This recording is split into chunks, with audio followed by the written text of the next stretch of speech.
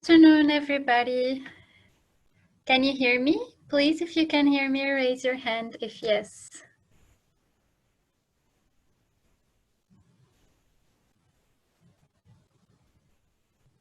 Okay, great. So thank you all for finding the time and joining us for today's webinar. My name is Ines, and I work with the marketing team at KMC Solution, which is the leading provider of co-working spaces in the Philippines. So today we are presenting COVID Pandemic Recovery Plan, Reshaping Strategy to Maintain Continuity and Building Resilience for Recovery, with our speakers, Sir Arvin Nono, Ms. Casey Gambawa, and Ms. Jay Umali. So here's today's agenda. We'll start with the first presentation with Mr. Arvin. Our second presentation with Ms. Casey and Ms. Jai, and we'll end up with a short Q&A session. So let me start with introducing our first speaker, Sir Arvin Nono. He is experienced business continuity manager with a demonstrated history of working in the banking industry. He is skilled in financial risk, analytical risk, risk management, banking, and business process improvement. He is the senior manager for business continuity management, GCCS, for QBE Insurance. All right, Mr. Carvin, so without any further addition, I will hand the microphone to you. Okay, thanks for that, Ines. And good afternoon to everybody, and welcome to this really quick presentation for us to just refocus and check and also balance on what the current situation is. And at the same time, probably I can give you guiding principles in terms of how do we technically respond, how do you prepare for these types of scenarios, and at the same time also thinking, in the next 90 days, probably what would be the new landscape and how do we define the new normal for us. So without further ado, just raise your hand once you can actually see my screen.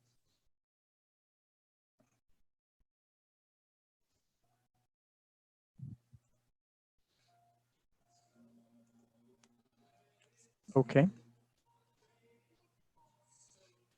So just let me know if you can already see my screen. Okay, thanks for that, Casey. So I would just like to refocus everything. So the title of my presentation is more on reality striking, right? The question that I had in mind when everything was happening is that, are we prepared for a humanitarian crisis? Right, so that was the first question in mind that I had when everything else was happening while the situation was unraveling. So that was the first item that I had in mind. Are we prepared for this humanitarian crisis? So without further ado, probably I'll just like to introduce myself as what Ines said. Terms of my career, I've been always focused in the financial industry with the banks. This is the first time that I've been with an insurance company.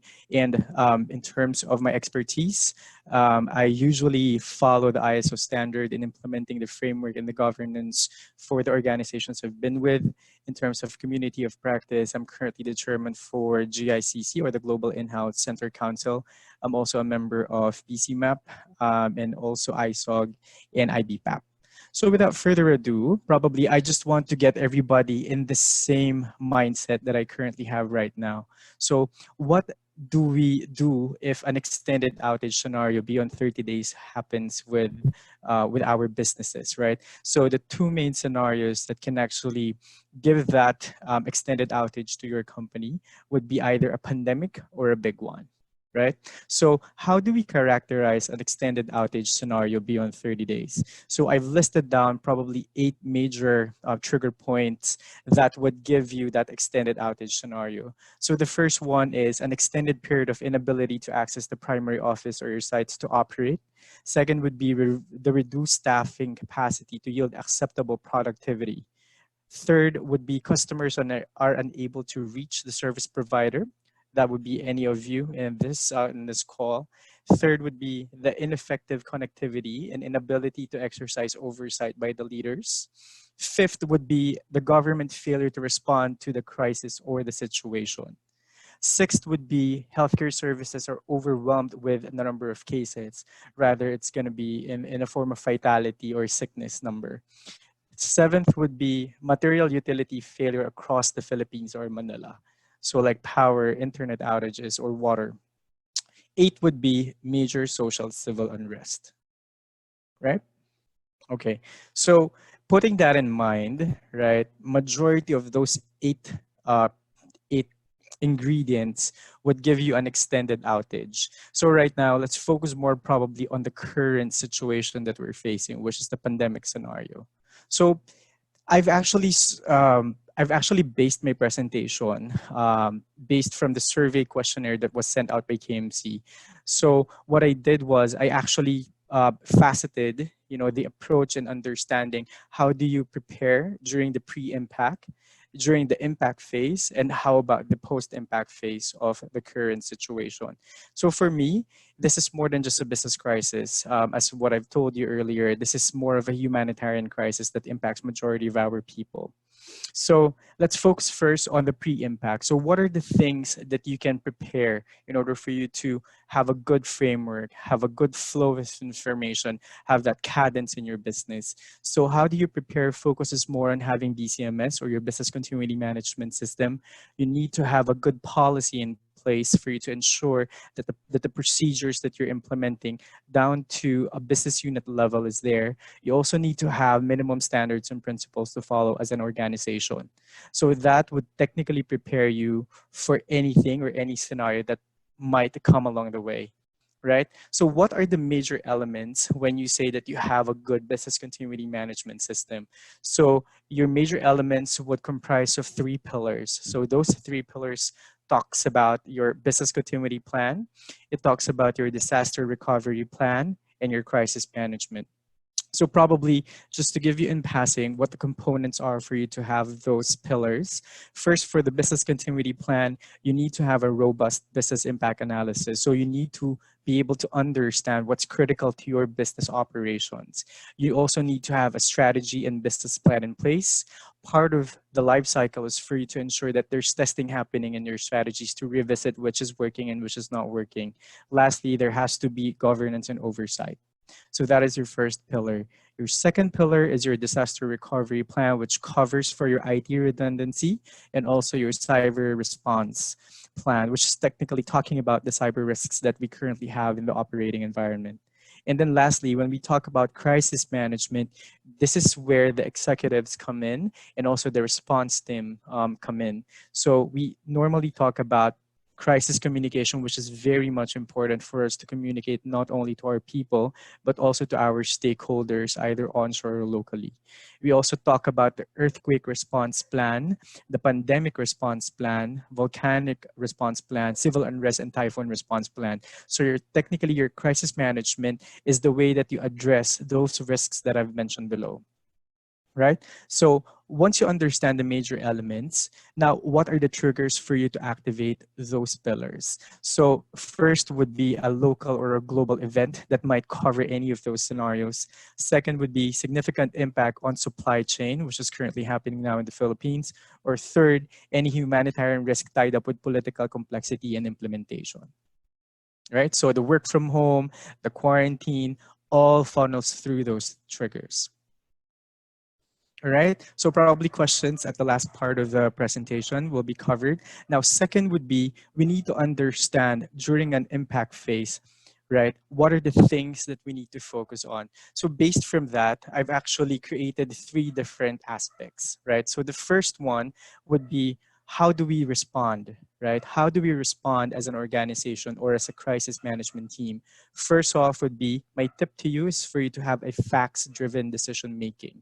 It's very much important that your CMT or your crisis management team decides based from facts, right? No fake news. It will just hinder you and challenge you along the way. Second, swift actions to address impacts on people, business, and shareholders. So those are the three facets or the three aspects that I want you to focus on. What would be the impact to your people, to the business, and to your shareholders? Third would be partnership with global network and footprint to respond. No man is an island. So in this day and age where everybody has a counterpart in a different location, in a different country, or in a different region, right? It's very much important that you have a very strong partnership with them, because the moment that disaster strikes you, you need to be able to respond to sustain the business. Fourth would be catastrophic modeling and data-driven foresight. So now, day and age where data is very much powerful, right? I would normally recommend that you have a catastrophic model in place. So catastrophic model in place, meaning you need to be able to forecast the likelihood of something happening to your business. And based from that, you create out your feasible plans, right? Fifth one would be to identify plausible scenarios that will likely impact customers and the organization. So, as an example for this one, we are a BPO or a real estate or a third party servicing another customer. So, create specific scenarios where it disrupts your business and that you're unable to create value to customers or to the organization. By doing that, you're able to identify the plausible plans and gaps in responding to a certain scenario, right? The second aspect that I wanted to talk about in dealing with the impact would be for you to talk about your people. It's very much important that leadership is available. Building a virtual team overnight is not, it's not an easy thing to do. You would need your leaders to be actually on the front foot to do that. Second would be, how do you define the new norm in your operations? So as a leader, you need to be able to understand on how that translates to your business unit, right? Second would be the HR support. In this time and day where it's a humanitarian crisis, everybody is having a problem where to get their food, or probably if a person gets sick, how how do how do we then support them, right? So it's very much important that you need to understand what support should HR be able to provide during this scenario. So the wellness or the response on people needs technically is very much important. Lastly, for our people, there has to be a clear crisis communications line. So regardless if it's an internal communication that you sent out as an organization or a cross-border or external communication, it's very much important that you constantly communicate. At this point in time, people would need to be aware of what the current situation is and how would they respond based from the situation. So crisis communication is also a very important element, right? Lastly, I think this is very much important for everybody. How do we continue operations?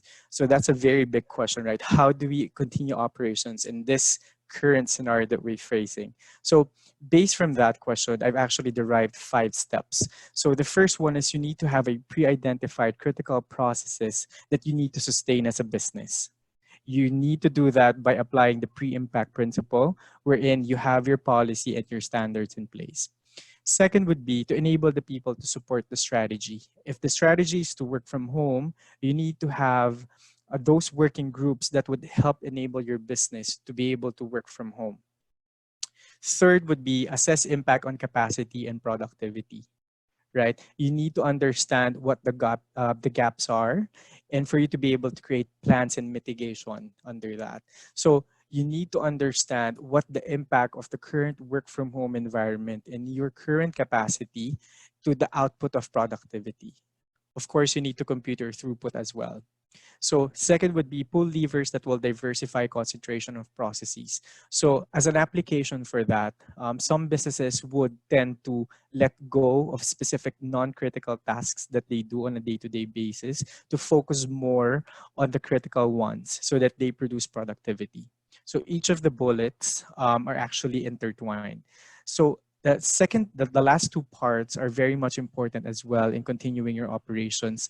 The fourth one focuses on the financial exposure being incurred because of this current situation. So that would impact your forecasting as well as an organization to forecast your current expenses due to the incident. Lastly, so you need to wear your black hat as well during this time because operational and cyber risks are evolving with the current work from home environment. That's very much important to continue your operations.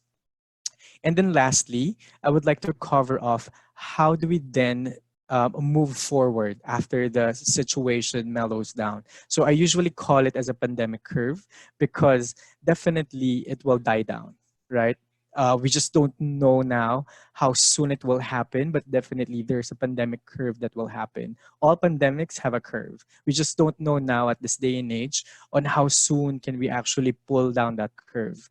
So part of the post impact would be for you to have a retrospective, right? The retrospective will cover for your own reflection, the organization's reflection, and to apply basic agile principles. So I'm going to leave you with technically three questions that are very simple, but technically can move mountains and improve your organization so much. So the first one is what went well. You need to be very much honest in asking that question. You need to take note of the things that worked for the organization, review the decisions made, and share the learnings from the experience. So it's not, having that fault finder conversation where you want to pinpoint where the other person actually missed out, could have done something different. It's more of you acknowledging what actually went well in the situation, because that will be your baseline to move forward as an organization. Second would be what didn't work well. What are the failure points? You need to recognize the failures and the challenges that happened, and also for you to revisit and identify the root cause. So you can also re-strategize on why did it work, right? Why did the specific strategy that you planned for, that you forecasted, didn't work? So that will technically move you to the next question. What can be improved? Probably it's the cadence in managing your crisis management, or people preparedness, or it can also be data gathering rigor and cadence. So it's very much important that your data will be readily available as soon as the enhanced quarantine stepped in or was activated by the government. The first question that might be in your mind is, how many of my people can actually work from home? And if you don't know that, you need to have a mechanism to have that data gathering rigor and cadence so that it's easier for you to go back to fact-driven decision making. Yep.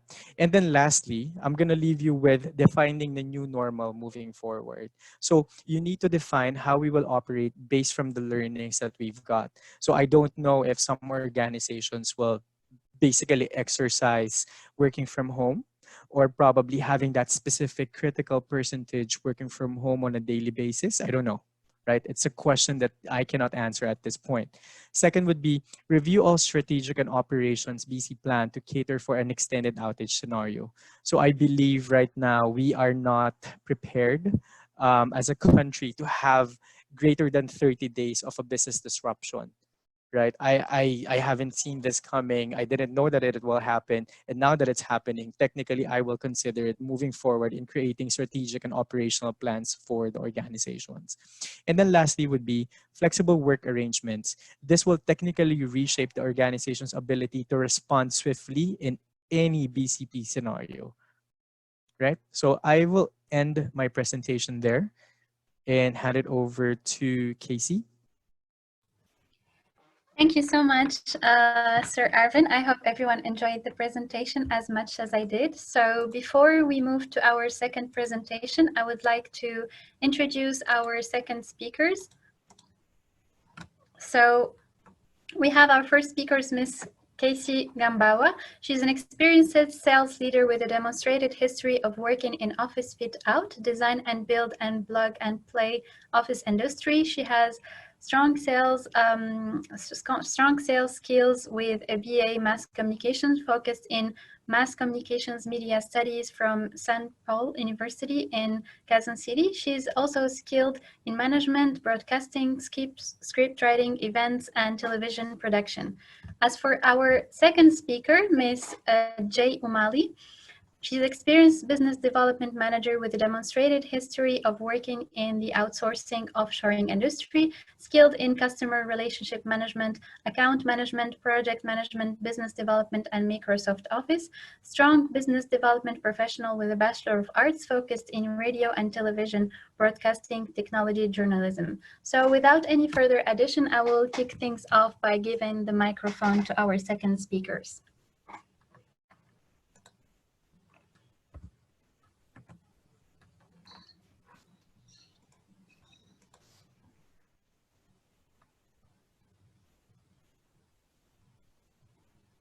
All right. Thank you very much, Ines. Sorry, there's a slight technical difficulty in my side of the. All right. So as you can see from our screen right now, I think the topic is pretty much obvious in here. So I'm happy to be sharing with you what KMC has and what we actually did and applied to our current clients and members as to how we dealt with the BCP pandemic. Okay, so the first few slides that I'll be showing with you right now, this may be like obvious and given facts that our partners and friends in KMC know about us because we've been in the industry for quite a while. But please allow me to recall how we in KMC are actually disaster ready as we are actually catering services for BCP clients as well, right? So we from KMC has been servicing business solutions for BCP clients for more than 5 years. Although we've been in the industry for how many years already, since 2010, and we've been known for our core business such as service office seats and solutions, co-working spaces, and also the build-to-suit facilities. But not everyone knows that we are actually empowering our business continuity planning services. And in fact, we have currently the dynamic BCP and then the dedicated BCP, which has its own difference based on how we're catering the service, right? And our facilities are pretty much ready and actually fully prepared for everything that the business needs in times of activation of these business continuity planning services. So we have in the team, we have the emergency response teams. Actually, they are identified. We have nominated and actually ISO approved processes in place. So we have the emergency response plans, response teams, and team leads that are actually dedicated to respond to each client that would trigger their activation in times of disaster. So the BCP that we have actually are mostly for disaster recovery planning. And by disaster, what we mean by that is that fire, flood, earthquake, typhoons, power losses, chemical spills, explosions, and even other natural disasters. Those are the disasters that we are talking about whenever we are actually selling and saying that we have BCP services in KMC. But we never really expected, and we are not 100%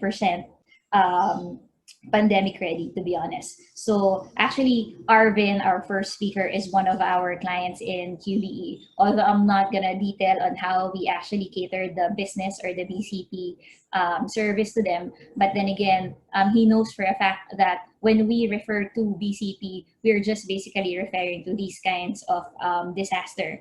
And we never actually imagined in this time of in our generation that we will be the ones experiencing this pandemic, right? So as I was saying, given the KMC footprint and the IT setup that we have in place right now, it can only speak volumes of what we can cater to our clients when it comes to like disaster, as I was saying, that we can help our clients with. But BCP, as we or most of us here defines it as the disasters that I've mentioned earlier. So if I may mention, pandemic is something we never expect, but it's a learning for us that we should be expecting it as experts in BCP as well. So recalling from the researches that I've read also from the past days, the pandemic happens only every 100 years, right? So the latest ones that we had on Earth is the ones which they initially called the Spanish flu or the influenza, because it happened way back 1918. And we can only imagine the number of people that has been affected. Those are millions, right? And we can only imagine how they actually dealt with it, because we know for a fact that those are earlier years. The technology is not exactly in place. So right now, if I'm trying to research and I'm actually thinking of how we can possibly extend help to our clients, so I honestly had a hard time, because there are no specific business measures or best practices written that we can actually get from the historical data that will be exactly applicable to today's crisis, the COVID-19 pandemic. So we can only imagine how businesses were like back then, minus all the things that we are enjoying right now, that we can everyone can do work from home, everyone can do remote or virtual work. So the team are basically continuing with the business given the technology that we had in place.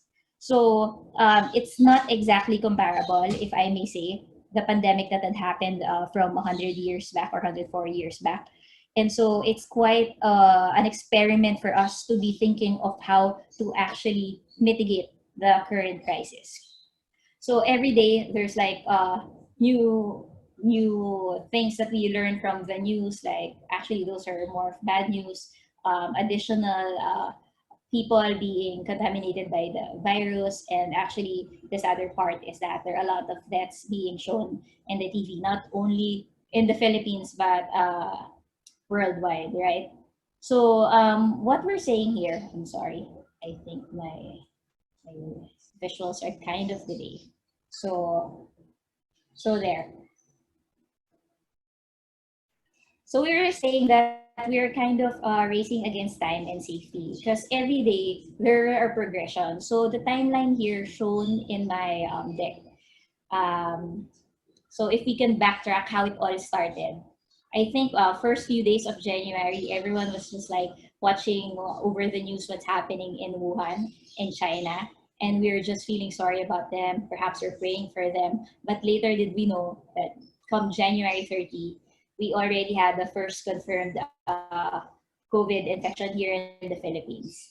And from then on, from KMC side, and I believe a lot of businesses out there also made the same actions. Like we have installed like sanitation stations in the offices, although these are already ready in our facilities, but we made sure that every entrances, every every doors, there are alcohols and sanitizers, and all our cleaning people are doing it more often than the usual. There are temperature checks also in all buildings, in all lobbies, if you would observe that, if not in per floor, per company, in all their entrances and lobbies. So we do the same. So we also issued like a self-declaration form that would require them to answer questions such as, have you been to this country where the top 5 or top 10 COVID patients are identified? Have you traveled in the past 2 weeks? And have you had like an engagement with someone who has been confirmed positive with COVID-19? So those are the things that we initially had that we thought that will be very effective in identifying a potential carrier of the virus. But then again, come March 7, it's becoming less and less effective because not only the top 5 countries are going to be, monitored, but because everyone who passed through the airports are going to be a potential carrier of the virus, right? So therefore, all employees who had previous travels, we requested them, and we actually issued a memo where they are mandatory 14 days self-quarantine, and of course the frequent sanitation still in all our sites. And then come March 9, there has been a declaration from the government of a public health emergency. So this, I think this is the time where a lot of people have started to be really conscious and really worried about the COVID-19 pandemic, right? So here, we have observed here that most establishments are already implementing their own sanitation processes and all their strict rules as to how they can contain all visitors entering their respective building and offices. And so us in KMC, what we implemented is that we see to it that no more face-to-face meetings is going to happen, especially in salespeople. And we observe social distancing, even though it's not being highly campaigned yet across every platform, social media platforms yet. And so our community managers are required to speak to the clients or members on the ground in a specific distance, so that we won't be compromising each and every members in the floor. Everyone has been required to wear facial masks, and all the meetings and site tours has been done virtually. So everything that we can do virtually, we've done it that way. And a lot of our clients also during this time was already activated their BCP sites, both dynamic and dedicated. So we've been quite busy in catering to them in a manner that is virtual, so that there will be less face-to-face interaction. And then come March 12, it's just getting crazier, and a lot of clients are actually moving. And to be honest, a lot of our BCP clients also are thinking of doing work from home already. All right. So and then this identified March 16, and everybody else has been going towards doing work from home, because this is where the government has already announced the enhanced community quarantine. So everyone has been crazy about transporting all their equipment, the PCs, laptops, and everything that they use on a day-to-day work to set it up in all their homes. And that's why a lot in the service industry are crazy those days, because we just have to make sure that all our clients are guided accordingly. We just have to make sure that they're bringing in all the proper equipment, and all the assets were tagged appropriately. And then the transportation also, all our vans, our services, our drivers are fully utilized. And we just can't just can't express the overwhelming client calls that are panicking during those days, right? And so, as I was saying, we from KMC Solutions is just saying that we are not exactly ready for this kind of pandemic. And we are quite surprised also with the overwhelming changes that has happened in the business side of things. And we're quite aware with the limitations that has been imposed by the government also. And so what for us to do is that we have to come up with what do you call this, specific changes, or we have to enhance the current BCP services that we have at the moment. So it's not exactly how we imagine it, because our facilities are ready, the IT services are ready, but then again, the facilities are not exactly the key solution now to this pandemic, because what the government wants and what's exactly dictated by the medical experts is that you guys, or the workforce, would be best to be staying at home, right, to contain this virus and to push to a curving down of this pandemic. And so we from KMC has been continuously working our brains out, doing calls every day, our execoms and mancoms, in coming up with such solutions to address these kinds of services. And so we have enabled their clients to do work from home setups in their own respective setups per employee. And that's something I think we have successfully addressed. That's why we have launched and come up with an idea of CASA by KMC. So this is a setup of work from home employees, wherein we have enabled a number of our clients, current clients, that are originally sitting in our KMC service office facilities. And then we provided them the complete technology from PCs, laptops, their headpiece, and everything else that they would need. Some of them would even request for like desks and chairs, but in reality, not all Filipino households are capable of putting up like a workstation in their home.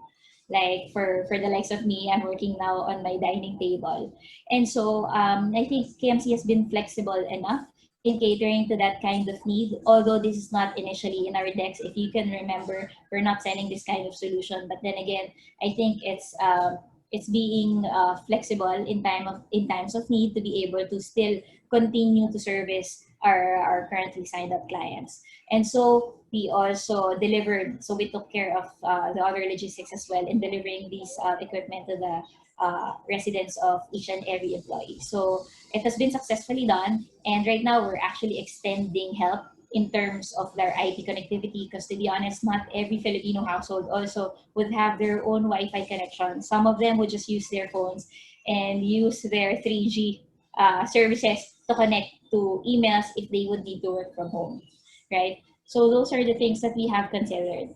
And also, Jai, our next speaker, would help me explain to you how we were able to cater another solution for another client which we have successfully helped also in providing them a facility wherein we house them in one of our KMC facilities. So I think a number of their employees worked on a work from home basis, but then again, by the need of the business and allowed by government also, that the core business or the important functions of each and every business operations, they understand that they would have to still work on an office scenario, and mostly driven by the connectivity being required that cannot be easily catered also by a Wi-Fi at home. So Dexcom, to be mentioned here, is a case study that we can present to you, and we can share with you how we're able to cater to them in a very urgent manner as we approach the outbreak of this pandemic. Jai, I think you're on mute. So hi, Casey. Sorry about I'm speaking on mute. So despite the total lockdown, the government has allowed some BPOs, and I think majority of the BPOs and the other industry to provide basic needs to remain operational. So we all know that having skeletal workforce and to remain operational is very risky and disadvantageous, of course, for workers in this time of public health crisis. So I'd like to give everyone a background of how this BCP and how we're able to onboard a client in our site as their second disaster recovery site. So Dexcom is a San Diego based medical care company who is the leading provider of monitoring solutions for their diabetic patients.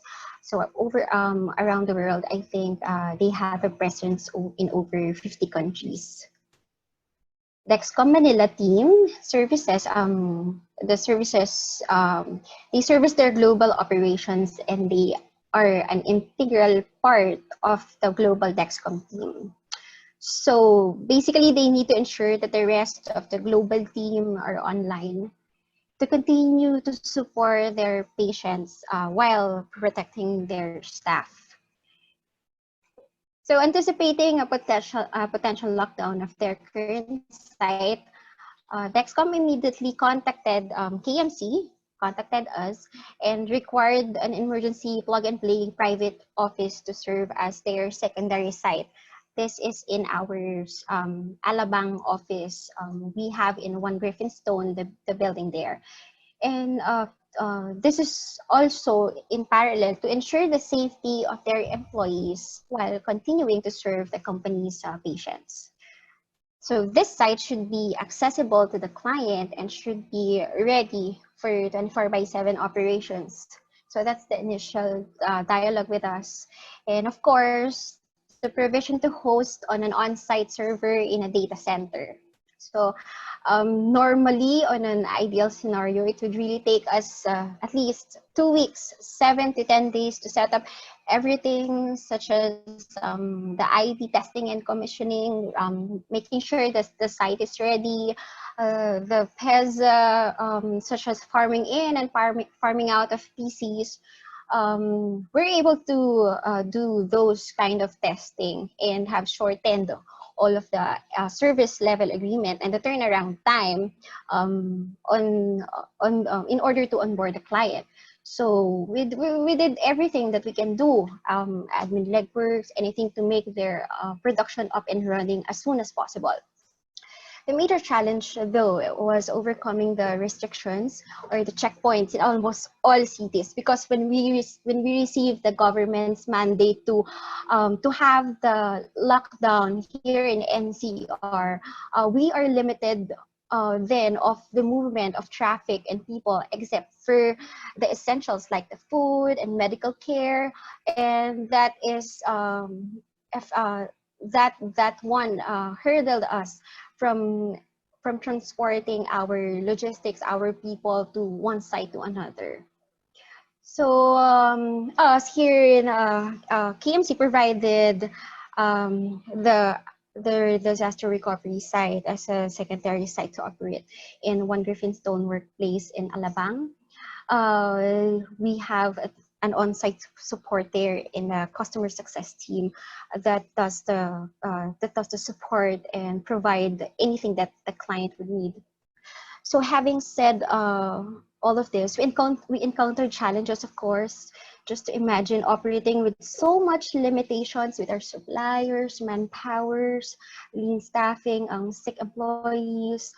We had challenges, but personal and equipment transportations, given the restrictions, we were able to surpass all the checkpoints in every city. So Dexcom is located in their BGC site. So just to imagine, we have to farm in, farm out, pulling all things to Alabang. We issue some deployment notice also to our staffs and personnel so that they will not be hampered in the checkpoints.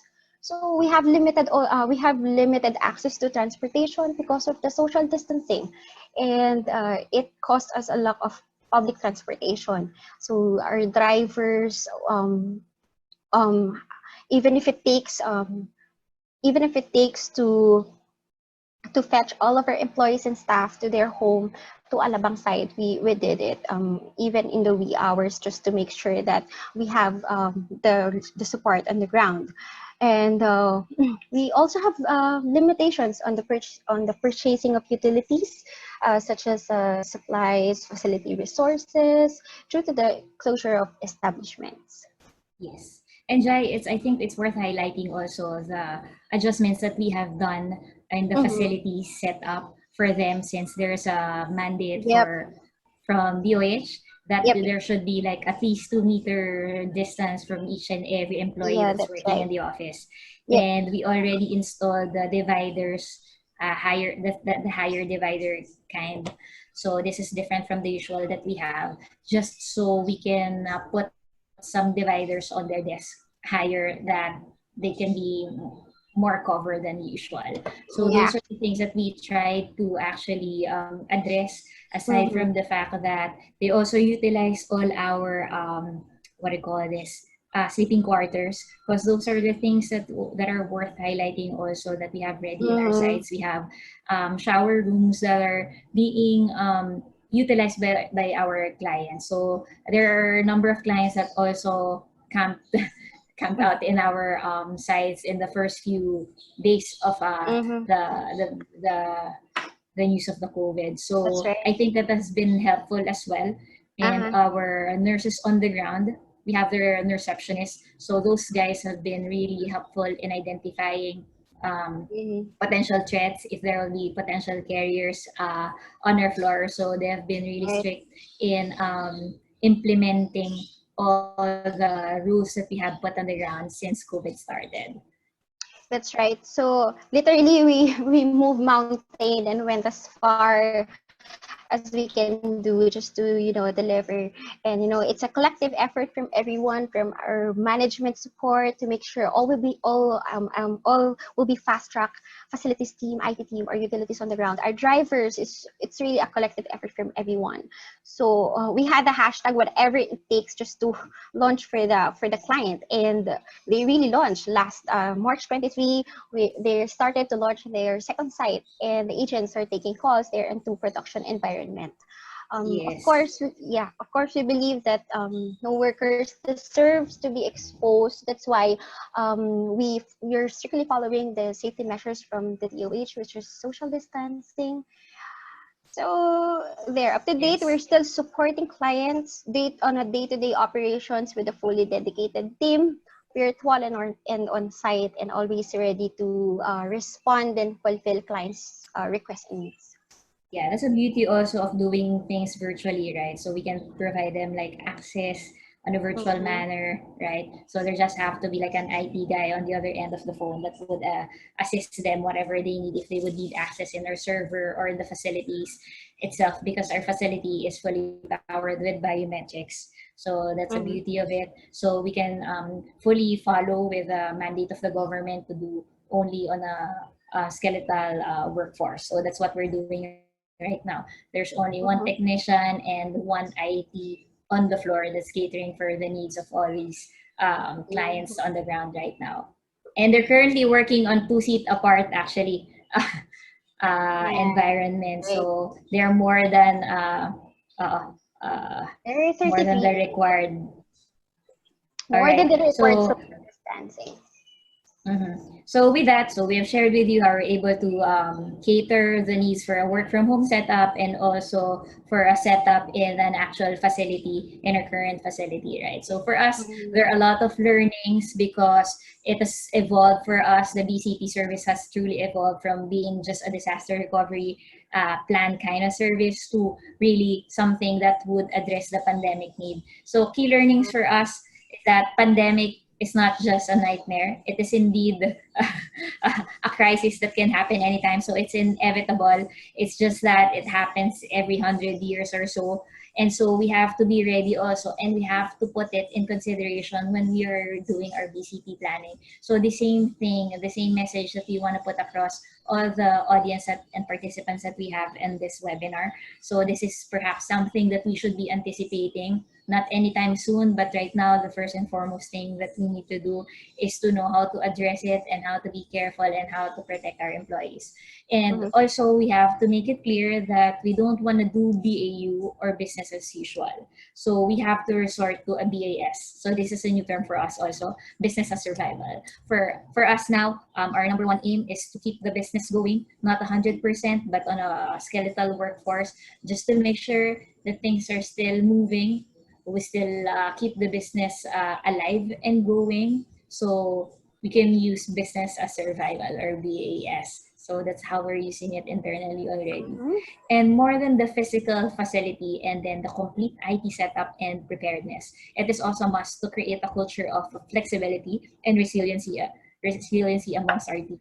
So I think I can relate to this with Arvin also as our client, because we do like a drill or testing in our sites, although we're talking about the disaster BCP plans here.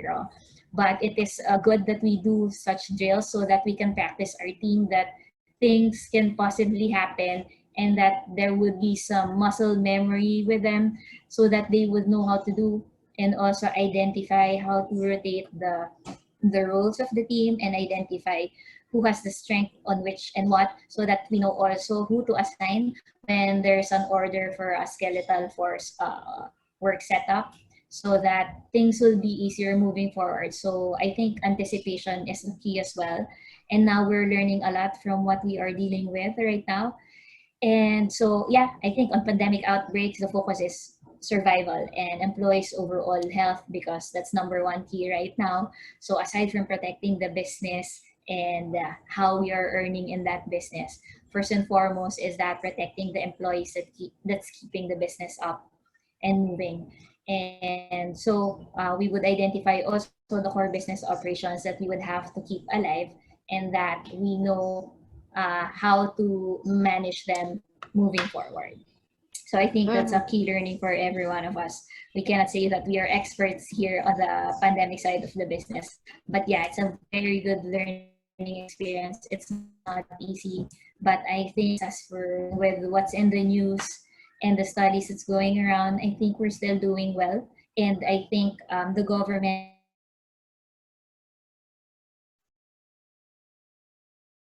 having a hard time dealing with the crisis at the moment. All right. I think that's all for me and Jai. Ines, I think we can go to the next part of the program. All right, thank you so much Thank you. for your presentation. So now we'll have our last part, which is the Q&A. So we sent a pre-event questionnaire to those who registered early and collected some of the most relevant questions. So if you have any additional or follow-up questions, you may type them in the chat box below, and our speakers may answer them if we would have enough time. So I will go ahead and read the question. So the first question was, what do we do? What do we need to focus on our operations, and what type of BCP do we need?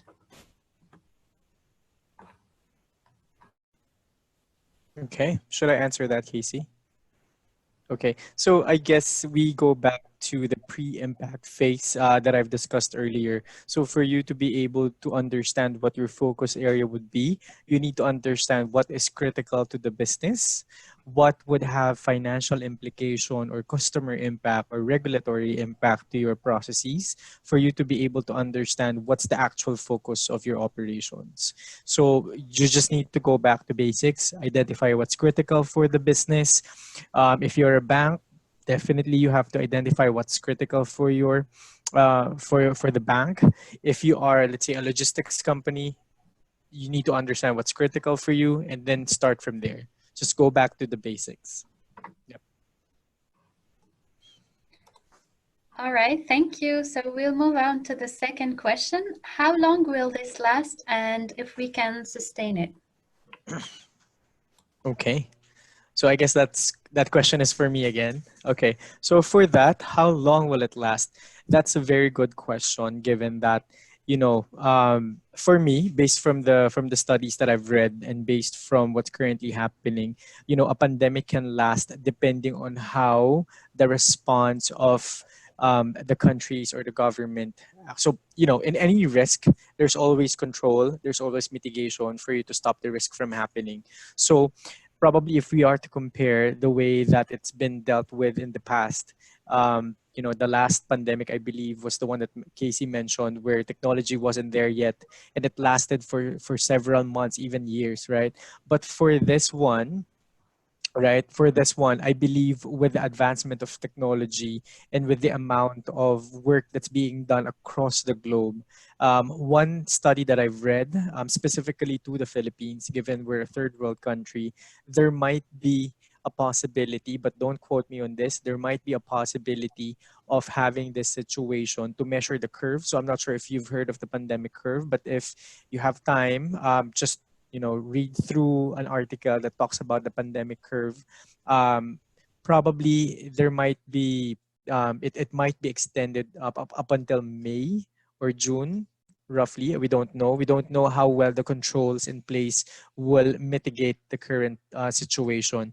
It definitely depends on everybody, not just the government. It depends on everybody. So yeah, that's it. All right, thank you, Sir Arvin. So the third question is why BPOs was given very limited timeline to prepare and engage suitable WFH or on-ground science arrangement, including staff accommodation? Yeah, if I may help answer that question specifically, just I think we've dealt with a number of clients asking for the same, right? So as we may observe from the news, there's been a huge rise of number of positive patients as the hours or day would go by.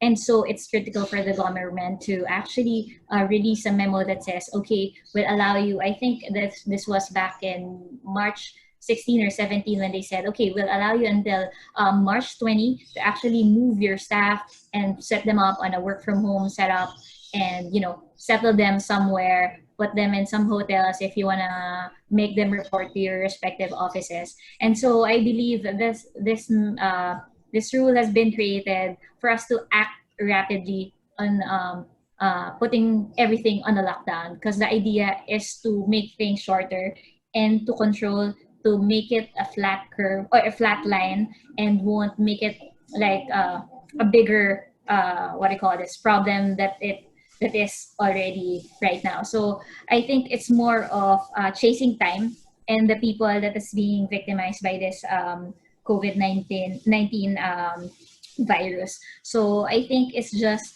it's been, I think it's enough time for some to actually move, and it's not like we have all the time to actually sit down and strategize on what is best to do. But it has been actually extended from originally March 20, when we have been given the date, to March 22 to over the weekend, so that everyone can actually work on putting people in the right places to continue working. But it's more of the time, I guess, so that we can already start with a total lockdown. It's for everyone's good. All right, thank you, Ms. Casey. So the fourth question, what are the best business practices now amidst a pandemic, and how to effectively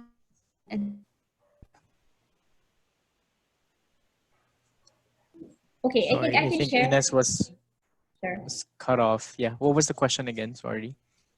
Oh, so practice and how to cope and adapt. Yeah, okay. I think I got it. I got the idea of the question, if I may rephrase it. The participant is asking for what do you call this? The best practices that they can apply in their own respective businesses, right? Given this situation right now, I think I can share to everyone the research that we have chanced upon as we are trying to prepare for this webinar. So it's from a source in Australia, where it says we cannot exactly say that we have 100% follow this, but this is again, I think, is a very good advice. So first is to identify the core services and know what is needed to maintain the business alive and still going given the pandemic, and identify the staffing arrangements such as telecommuting, succession planning, and cross-skilling, which I think I passingly mentioned earlier, right? We have to know the expertise of each and everyone in the team so we know who to assign to what specific task during the skeletal workforce system. And of course, it may not be in the top one list. It says here to protect the health of the staff. So we have to make sure if we house them in a hotel or in an Airbnb or somewhere else that they're in a safe environment, not exposed to any hazard, and won't be, compromised with the virus that's going on right now. And with that, I think that's included also is that they are well fed, they are given all the things that they need. And in fact, one of our clients also is doing that. Even the laundries, they're doing that for their employees. So that I think it's also the good outcome there is that a lot of employees are actually interested to go back to work and be housed somewhere else because they know for a fact that they are being supported by the employers.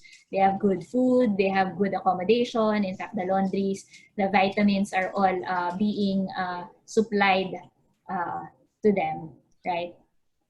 And what's next? Hold on. There's an item number 4 there. So to develop also a communication strategy for employees, customers, and suppliers. So of course, we are expected to be expressing what the company is actually doing, even though everyone is working from home and not seeing every participant in the business, right? So I think Arvin has also mentioned earlier in his presentation that we should be able to communicate to our employees, to our business partners, customers, and suppliers alike. So we can perhaps, send them some emails to check on them, to give them some reminders, and to update them on where we are while we are doing the business. So I think it is important so that they know that the business is still moving. So we are not on a BAU, right?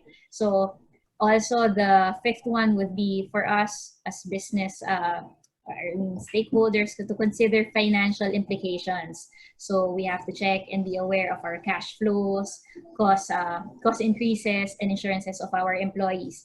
And I think this is where cost-effective measures should be observed as well, and see where we can have some cost savings. And the last would be identify the contingency plans for the unexpected schedule, how the plan will be tested and updated. So I think this is quite a reasonable list of things that we have to be aware of as we go through our business nowadays. Unless Arvin has something else to add to that. I'm good, Casey. I'm just reading through some of the questions in the chat box. All right, we have actually one last question. So, and it's how to continue WFH during this time.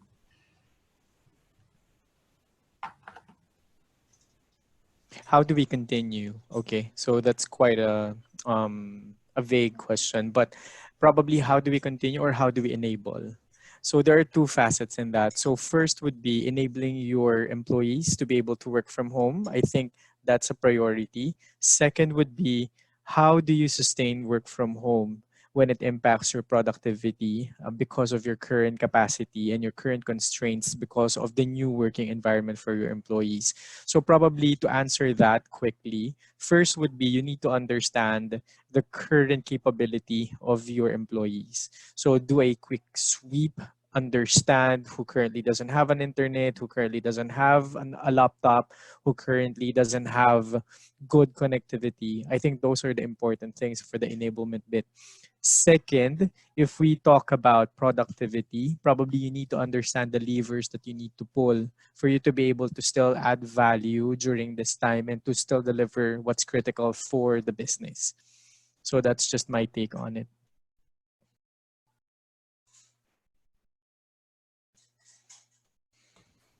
All right, thank you so much. So the questions that we have sent through the surveys are over. We have other few questions. I don't know if we have enough time to go through them.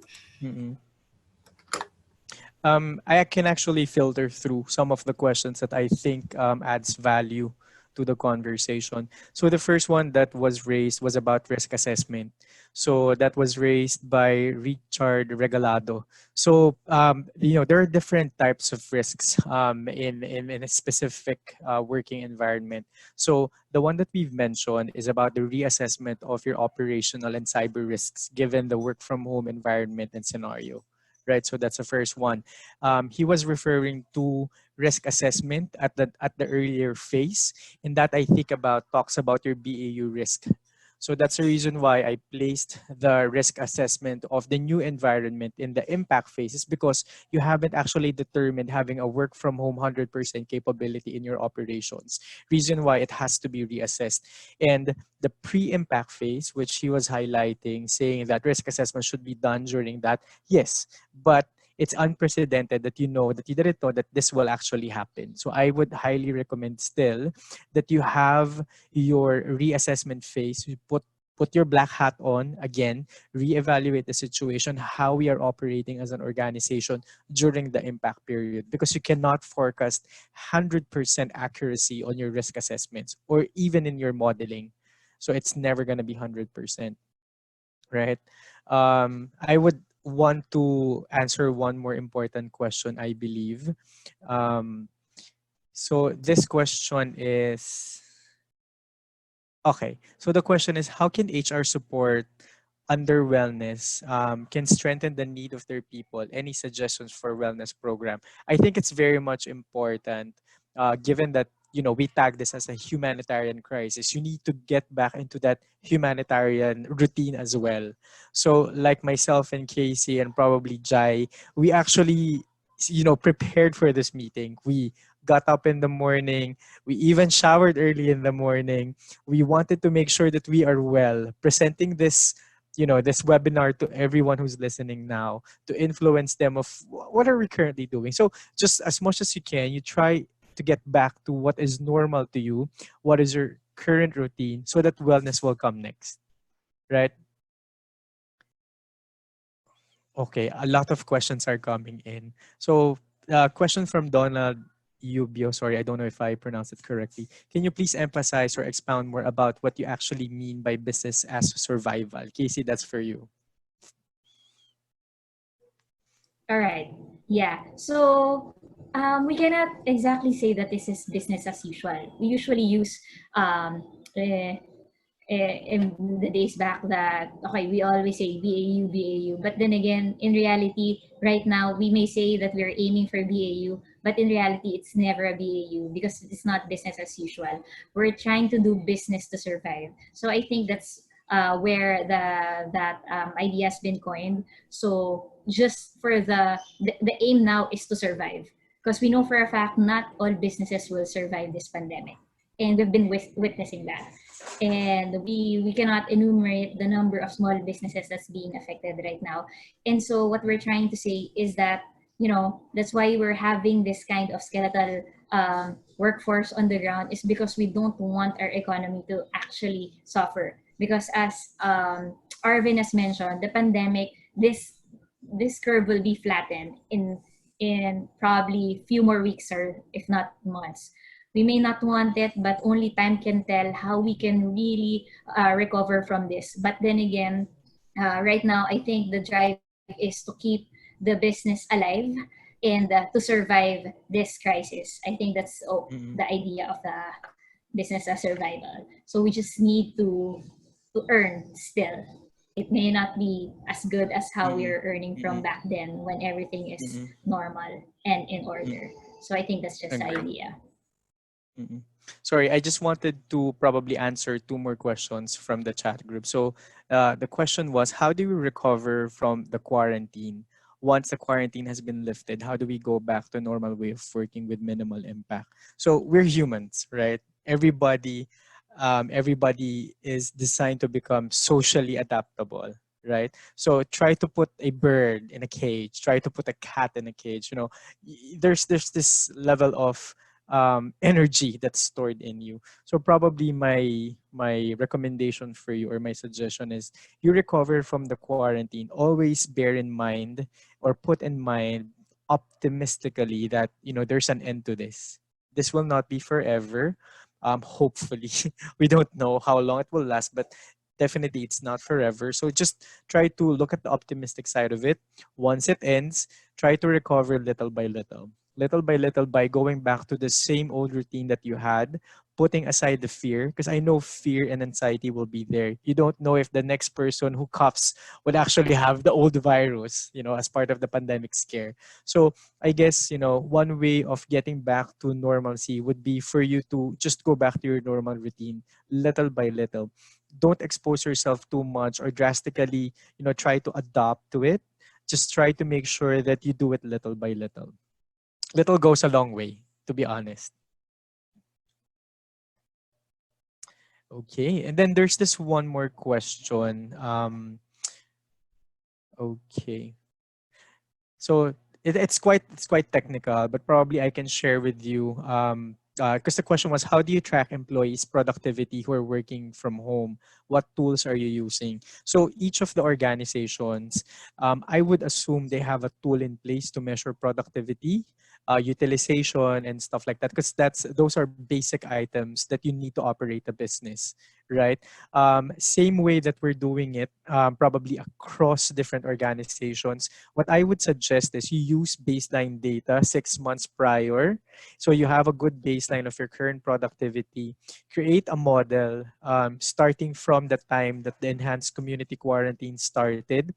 Factor in network latency, factor in unplanned and planned leaves because people might get sick during this period of time.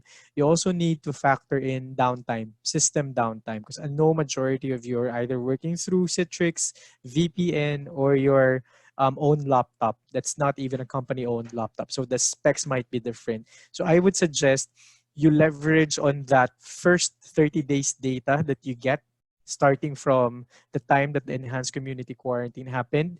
And then you just need to find probably a person from workforce management or from data modeling to help you forecast at that current productivity during the first 30 days. How would you actually ripple that effect into the next 60 and 90 days? Through that, you'd be able to identify how much percentage of gap you will have as an organization. So yeah, I'm bringing back the microphone to Ines. If in case you still wanted to cover a few more questions, or we're good. Kasi Uh, it's quite hot. Is there anything else you would like to cover?